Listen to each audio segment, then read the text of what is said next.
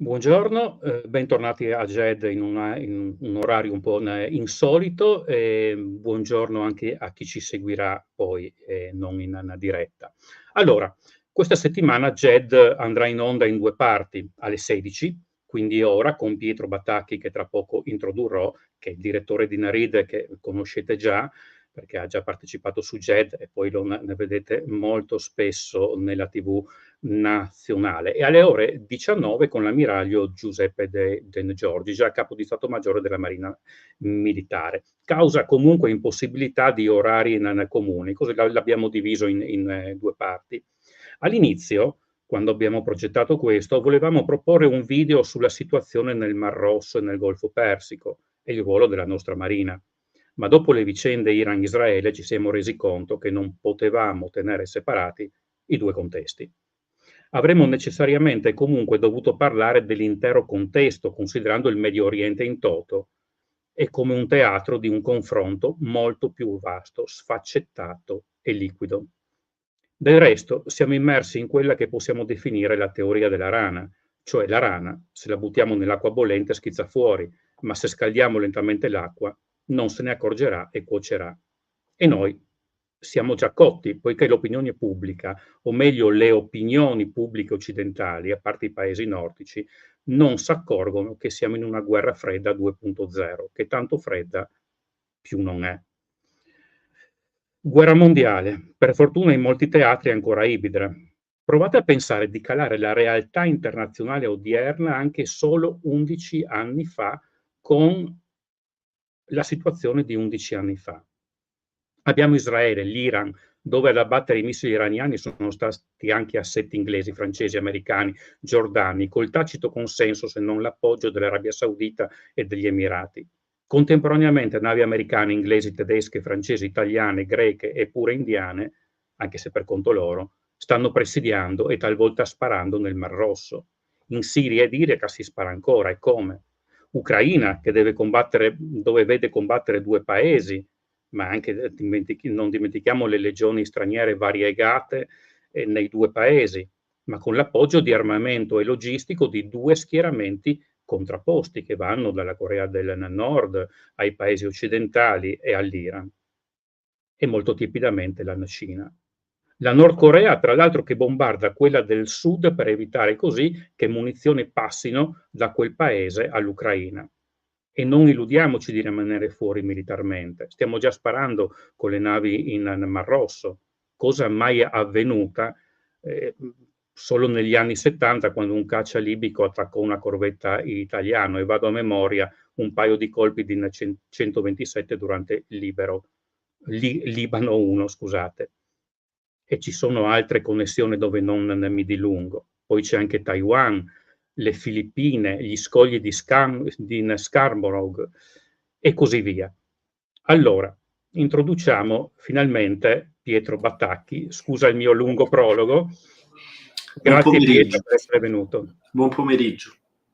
So che sei stanchissimo, perché ovviamente hai un surplus di lavoro in questi giorni, perché appunto c'è una serie di avvenimenti internazionali che ci coinvolge un po' tutti, ma soprattutto chi si occupa per mestiere diciamo, di questo.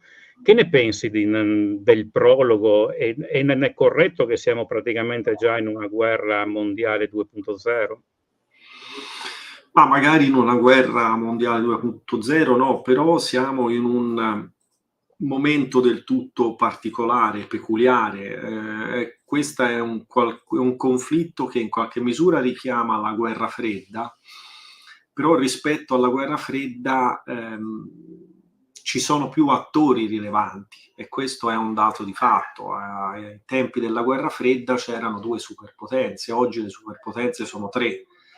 Ai tempi della guerra fredda di vere potenze regionali c'erano, di vere medie potenze, oppure diciamo di grandi potenze, c'erano Francia, Regno Unito, l'India non la si poteva definire tale e quant'altro. Oggi, se andiamo a guardare, di questi soggetti ce ne sono di più, insomma, si spazia da un paese come la Corea del Nord, che ha un arsenale nucleare, prima non c'era, 30 anni fa non c'era. L'Iran oggi è un paese che ha una influenza regionale ampia, vasta, un paese che è sorretto da fondamentali di potenza di prim'ordine, insomma, dal potenziale umano alle risorse e quant'altro. È un paese che ai tempi dello Shah, per esempio, quando comunque aveva sempre una dimensione regionale, non aveva però questa influenza che ha adesso. Anche perché c'era un contrappeso dell'Iran che all'epoca, che poi a un certo punto non ha cessato di esistere, che era l'Iraq. L'Iraq del Ba'ath, l'Iraq nazionalista, l'Iraq socialista. Potrei continuare, potrei parlarvi degli Emirati Arabi, che è un soggetto che ha una grande capacità di influenza dovuta alle sue risorse finanziarie, a una classe dirigente che ha obiettivi molto chiari in politica estera. Quindi siamo in una situazione tale per cui c'è una situazione di conflitto permanente, di competizione permanente, insomma anch'io l'ho chiamata tante volte ipercompetizione, per cui siamo molti di più, cioè siamo di più in termini di attori capaci di incidere sulle dinamiche internazionali. Le risorse sostanzialmente sono quelle, diventano ancora più scarse del normale. Poi ci sono due guerre, una convenzionale su larga scala di lunga durata in Europa, nel cuore dell'Europa, poi c'è una guerra più o meno regionale a bassa intensità nel Medio Oriente. Insomma, non è solo Israele-Gaza, non è solo Israele-Hezbollah, ma è qualcosa di più. Insomma, l'abbiamo visto anche sabato notte. Potrebbe degenerare in una guerra su larga scala, in una guerra con a quel punto elementi di simmetria e di convenzionalità che adesso magari non ha. Ecco, questo lo capiremo nelle prossime ore. Quindi siamo in una situazione, come dicevo prima, del tutto peculiare. Questo è un sistema internazionale che è come una corda tesa che può spezzarsi in qualunque momento. E insomma fa sorridere pensare che qualcuno, soprattutto nel nostro paese, oggi continui a obiettare sull'aumento delle spese della difesa, continui a quella narrazione che è francamente fuori dal tempo, fuori da questo tempo, ecco, sull'utilità di disinvestire in difesa e di investire in scuole, asili e sanità. L'aveva detto anche recentemente, penso ieri o l'altro ieri, Mario Draghi, dicendo che nell'Europa, invece di guardare al presente e al futuro, sta guardando all'altro ieri ancora. Ma io credo, se mi lasci, ti interrompo un attimo certo. per dire una parola su Mario Draghi. Mario Draghi ha fatto tantissime cose buone nella sua carriera, nella sua vita. Mario Draghi è la persona, l'uomo che ha capito a un certo punto che bisognava in qualche modo salvare l'Italia per salvare l'Europa. È l'uomo del debito buono, debito pubblico. Esiste anche un debito pubblico che è buono se serve a finanziare una spesa produttiva, un intervento dello Stato produttivo nell'economia.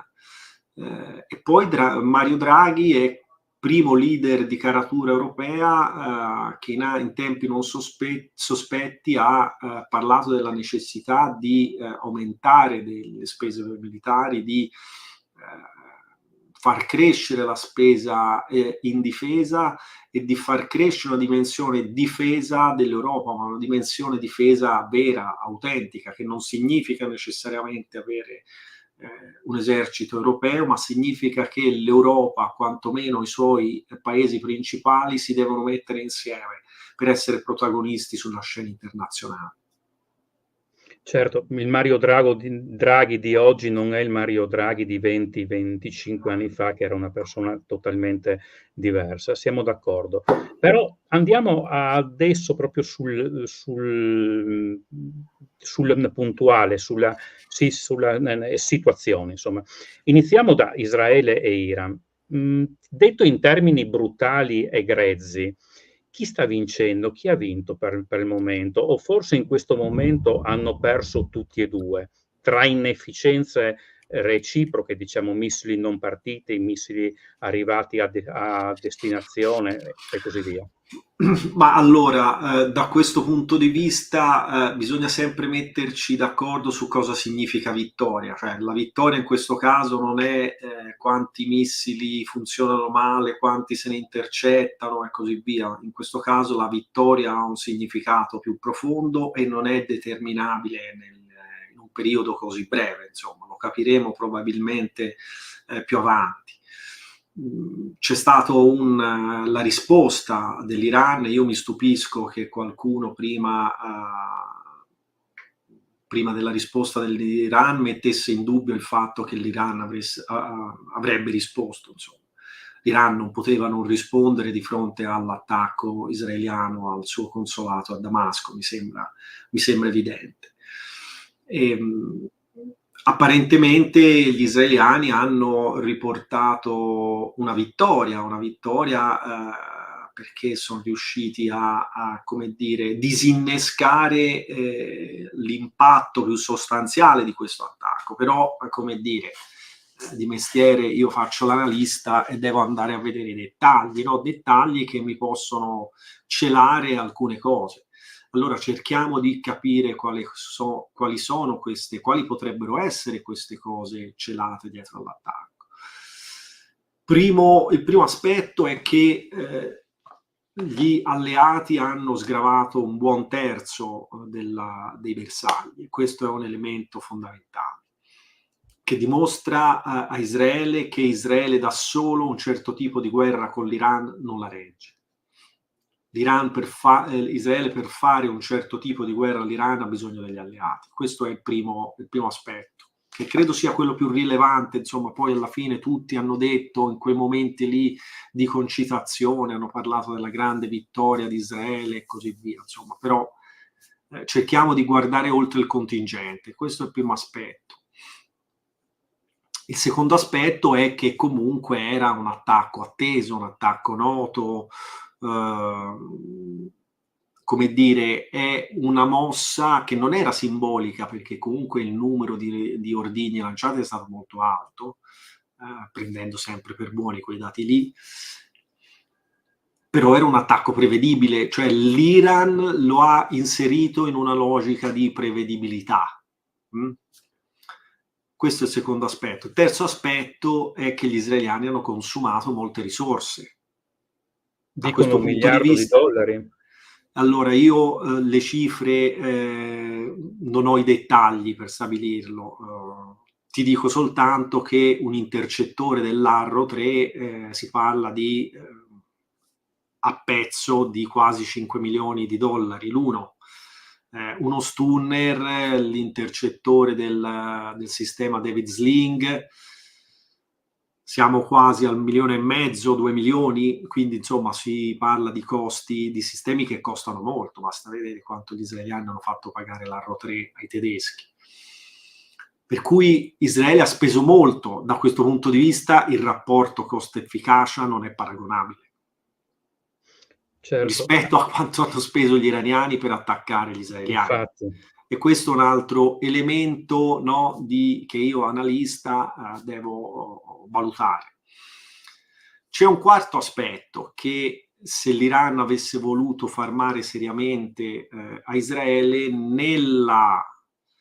nell'attacco avrebbe mescolato qualche migliaio di razzi lanciati in 1 ora e mezzo dal Libano contro Israele, e lì il sistema sarebbe andato in saturazione completa.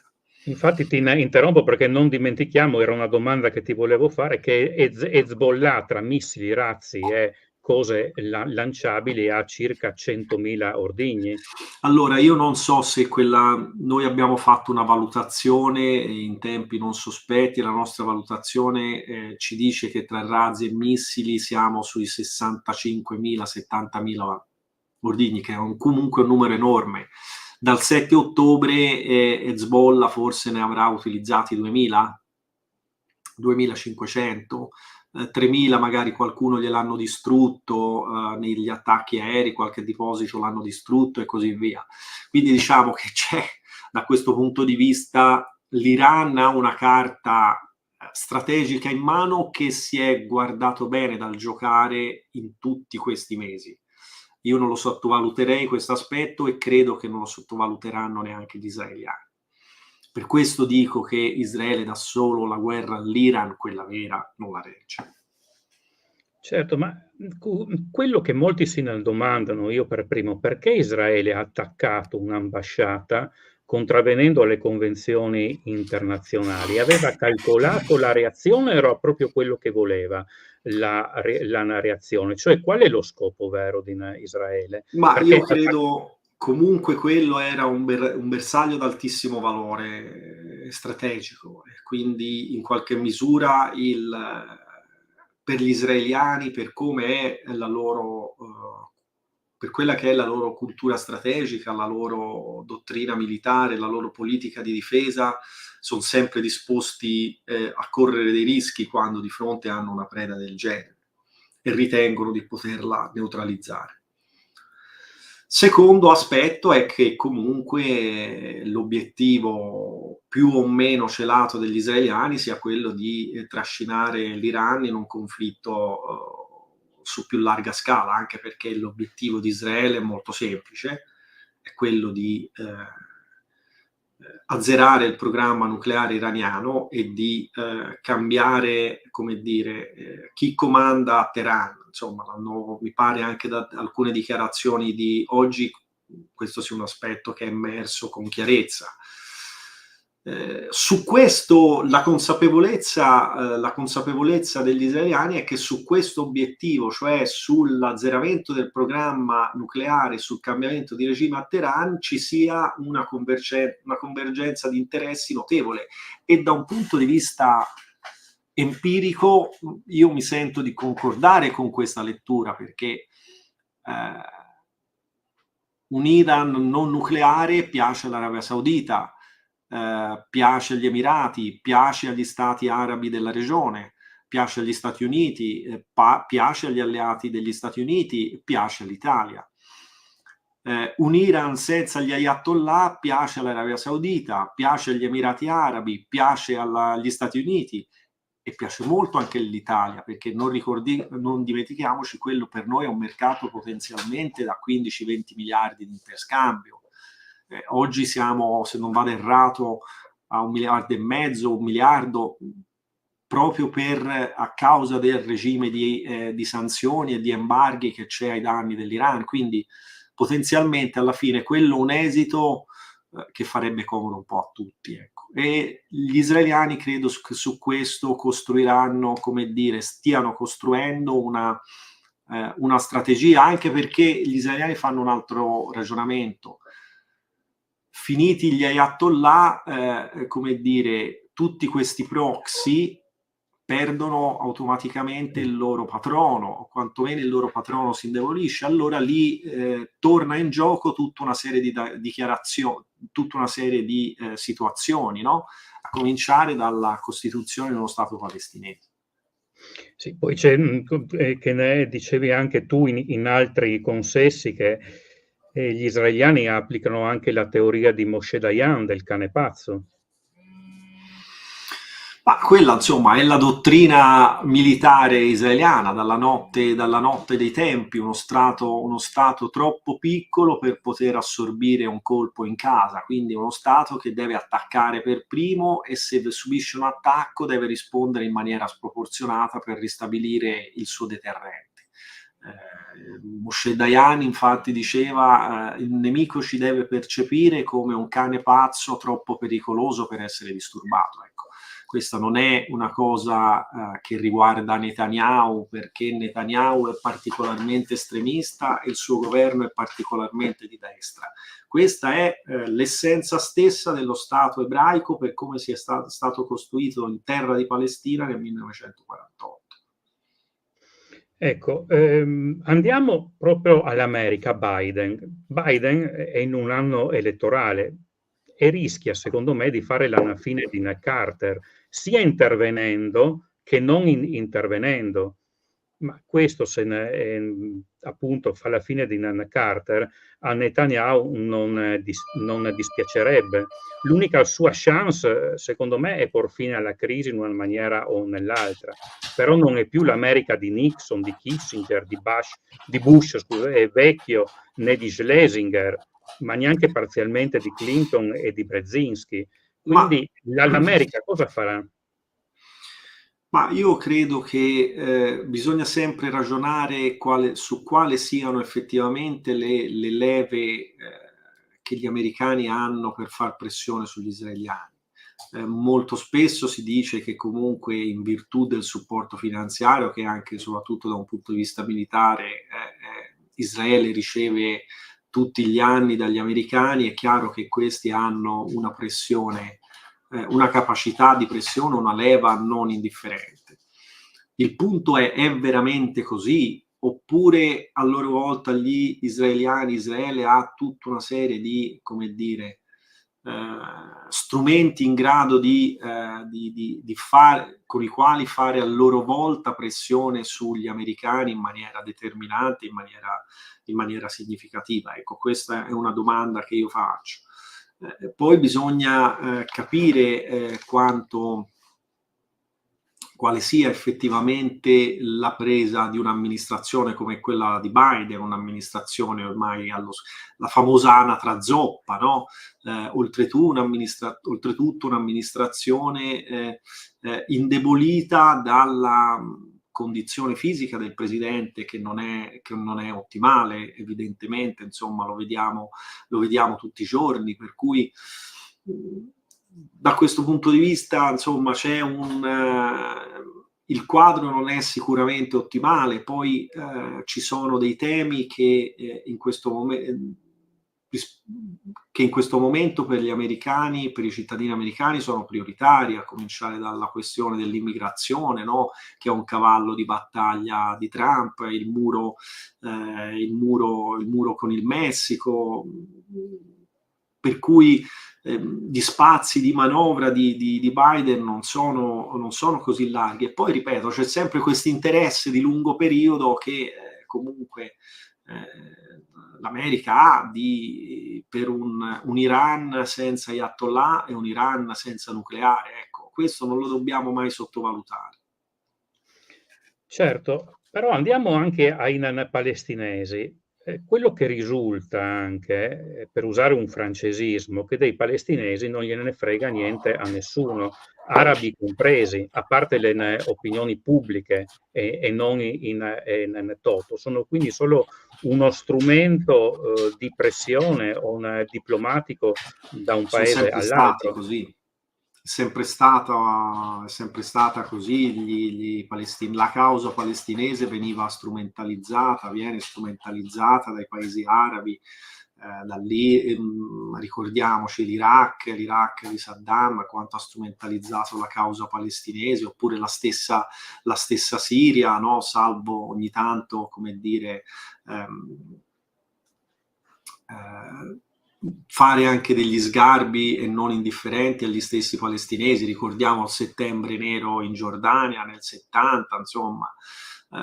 Per cui, insomma, la causa palestinese è appunto quel vestito che uno si mette a seconda delle serate, ma per dismetterlo immediatamente dopo la fine della serata di gala, ecco. Per cui oltretutto in questi anni Israele è stato bravissimo a inserirsi in questo contesto, a stringere tutta una serie di intese separate con gli Emirati piuttosto che col Bahrain, col Marocco, a riavvicinarsi all'Arabia Saudita, insomma.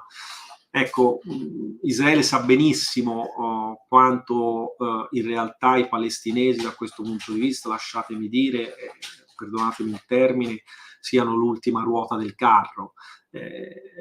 Israele quindi fa il suo gioco, se ne approfitta e comunque sa che ha dei margini di azione che gli garantiscono ampia libertà, insomma, l'espansione delle colonie che c'è stata negli ultimi 20 anni, insomma, sostanzialmente dalla fine della seconda intifada, appunto le relazioni che Israele è stata abile a stringere con gli Emirati, con i quali è fiorito il business e così via. Insomma, i palestinesi sono da questo punto di vista non erano più in cima alle agende fino al 7 ottobre, insomma, abbiamo detto più volte. Io credo però che anche nell'ottica israeliana, in questo Medio Oriente rinnovato, come dicono gli israeliani, a un certo punto ci possa e ci debba essere spazio per uno stato palestinese o un qualcosa di simile. Sì, anche se poi non sarà capace di reggerci da solo, ma almeno secondo il mio parere, ma con il contributo della comunità internazionale, visto che sarebbe troppo piccolo. Ma a proposito di Gaza, faccio l'ultima domanda da questo punto di vista. Ci possono essere stati, come dicono anzi Hamas, non tanto i palestinesi, 36.000 morti civili, nonostante che il bilancio comunque probabilmente sarà in ogni caso tragico? Ma io tendenzialmente per cultura professionale non tendo mai a credere a credere alle cifre riportate da una parte specifica, no? Che siano i palestinesi, che siano gli ucraini, i russi. È sempre bene, i numeri di parte vanno sempre trattati e considerati come tali, su questo non c'è dubbio. I dati del body count vengono dal Ministero della Sanità di Gaza, che è controllato evidentemente da Hamas e chiaramente ha tutto l'interesse a sovradimensionare le vittime.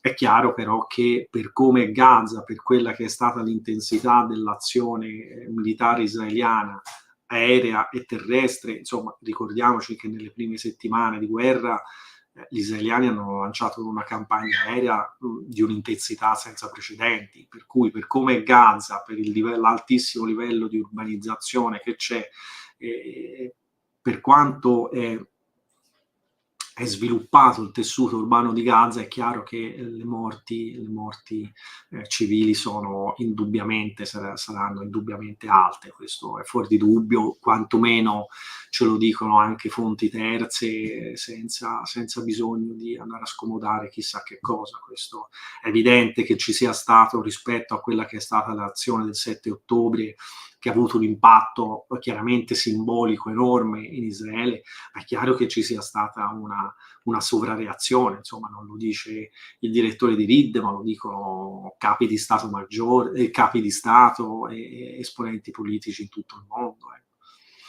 Il cane pazzo di Moshe Dayan, in pratica. Ti faccio un'ultima domanda su questo, su questa parte, poi ancora un paio sul Mar Rosso. Sì, Roberto, io l'unica cosa, ho ancora 5 minuti. Sì, certo, infatti lo faremo in 5 minuti. Allora, qual è secondo te l'arma mai vista prima che l'Iran minaccia di usare come ritorsione? Forse questo?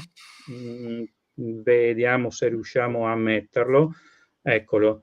Cioè, si ne parla di una testate MIRV o comunque di una specie di cluster bomb messe sui missili?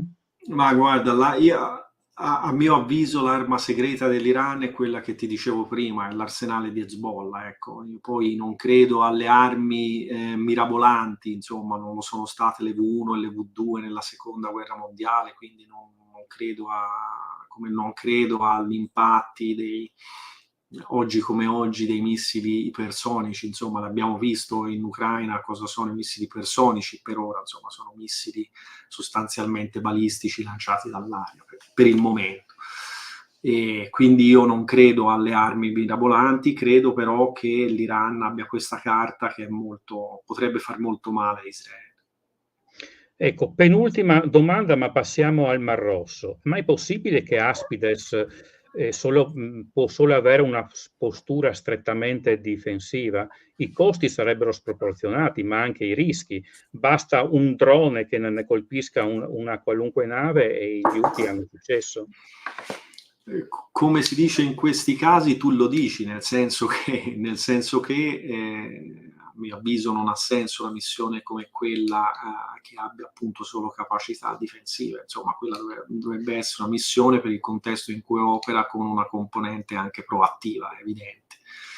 Il problema è che queste sono regole che vengono decise in ambito europeo, dove ci sono evidentemente certe sensibilità e bisogna tenerci queste. Rispetto alla storia e alla tradizione dell'Unione Europea, Aspides è comunque un passo avanti, quindi prendiamoci quel buono che comunque Aspides ha. Ultima domanda: il vero vincitore comunque di questo confronto è stato il tanto bistrattato forse dalle altre marine, ma non dalla nostra, il 76 mm antiaereo? Ma io, come dire, tu che ormai mi segui da anni, i lettori di Reed, tutto il mondo che gravita intorno a Reed, sanno qual è la mia posizione. Io più volte ho messo in evidenza questo aspetto, l'importanza delle artiglierie di bordo di una nave come capacità di autodifesa. La nave non è solo il missile antiaereo, la nave è appunto l'artiglieria antiaerea, è la guerra elettronica, è un insieme di sistemi che contribuiscono alla sua protezione.